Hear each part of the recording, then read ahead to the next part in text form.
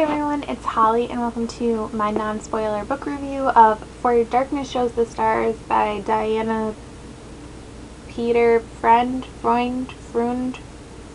I don't know. So I read this a few weeks ago and I really enjoyed it. I ended up giving it 5 stars, so I thought I would do a book review on it. This is actually a retelling of Persuasion by Jane Austen, which is my favorite. It's definitely sci-fi and I guess I would consider it like post-apocalyptic, and it follows a girl named Elliot North and a guy named Malachi or Kai, and they live in this world where a couple generations ago there was a group of people who decided to like play with genetics and stuff, and what ended up happening was you had a whole group of people that like lost a lot. Like they lost a lot of their mental faculties, did not work out well, and it caused a lot of problems. But there was a whole nother group of people called the Luddites who refused to participate in this, and so they kind of became the upper class and this other group became the lower class. And now it's been a few generations and that's kind of like breeding out almost. I feel like that sounds really mean, but that's what happens. And so you're slowly having people who are born to those like mentally and genetically modified people who are more normal, and like Kai is one of those, and Elliot is the child of one of the Luddites, and so she's in the upper class, and Kai is actually a servant at their like ranch kind of a thing, and they grow up as friends and they have a relationship, and then they have a falling out. And so then the bulk of the story takes place when Kai comes home several years later, and they both have to deal with the decisions that they've made, and it's persuasion. Like, it's persuasion. This is probably like, there are parts in here that are like specific like scenes from Persuasion.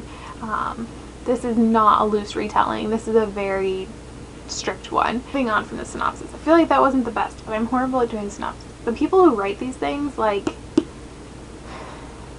good job, because I don't know how you do that. So first I want to talk about like the writing and how the book functions as a retelling. So in my opinion, the writing feels very Austen to me.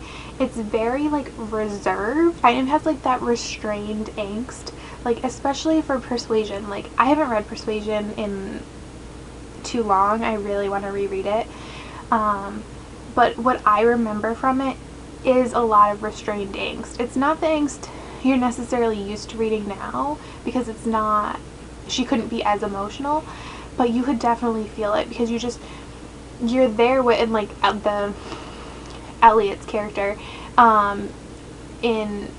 she can't express anything, but she's just like I don't know. Did that make sense? That was a good example.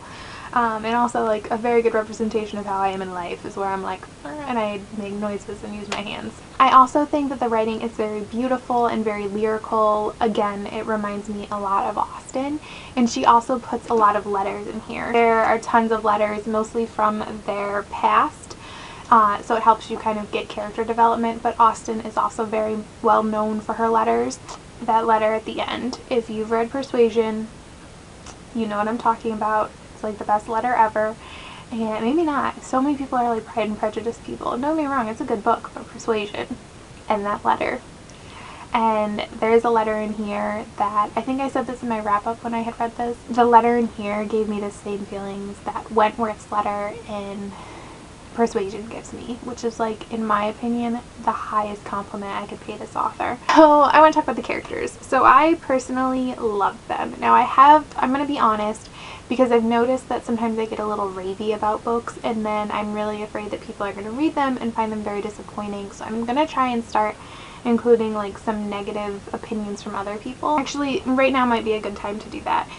Everything I say about this book is what I like about it, but there's a lot of things I like in this book that are actually negatives to other readers from what I've read in like on reviews on Goodreads and stuff. And like the characters, I really like them. I really like Elliot. I think she's amazing and she's strong and she makes difficult decisions, and a lot of times they negatively impact her, but they're for the good of other people who she feels like she has to protect. And I know a lot of people view her as a doormat, but I think there's a difference, and I don't view her that way, but I can see how other people might. I personally find her bravery and her decisions, like her willingness to risk her own happiness, as inspiring, not weak.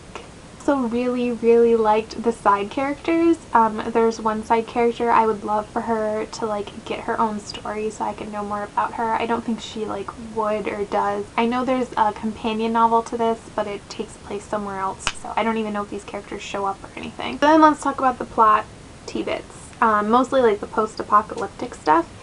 I found this incredibly interesting. Like, this world is so old school in so many ways. It's almost kind of like a steampunk novel where you have like a lot of like old sensibilities but new technology. It's such an interesting juxtaposition, and I loved the idea of genetics, and especially these people who like seem like they're like in olden times, because that's the only way I can think to describe it, but have so much scientific knowledge about how like genetics works and genetic manipulation and those kinds of things. And I'm not a sciencey person, but if done well, that kind of content in a story can hook me and intrigue me. And I liked how the author explored how doing genetic experiments, like what the ramifications of that can be. And I don't think she's making like a major like judgment on anything. If anything, she's showing the good and the bad throughout the story. I do overall wish there could have been more explanation, especially about like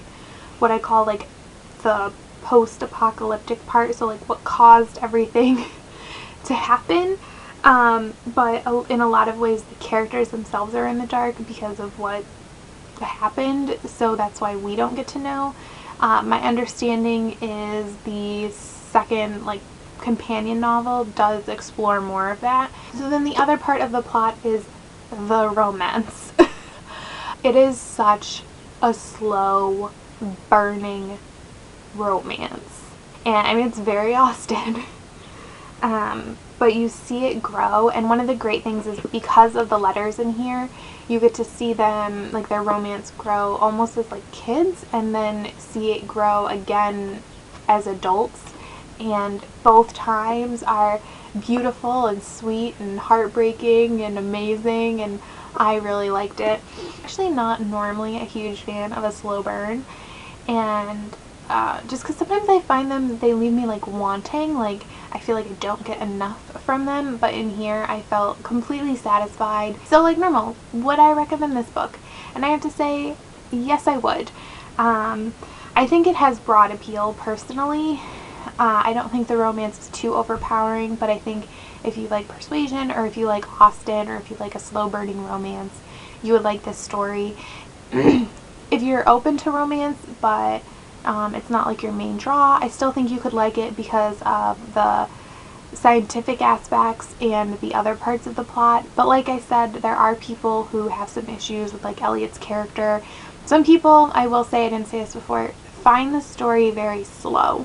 I personally don't view it that way. I read it very fast. It hooked me, but there's definitely not a ton of action-y plot going on. It's a lot of character stuff. I know it's sci-fi, but it's Austen, so I don't know what people were expecting. And like I said, I really want to read the second book. I'm so excited to do that. And it also, I had been wanting to reread Persuasion, but this really kicked my butt into like really wanting to reread it, and I think that's a great compliment. So those are my thoughts on For Darkness Shows the Stars. When I read the companion book, I may do a review on that one. I'm not sure 100%. We'll see. But thank you so much for watching. Bye.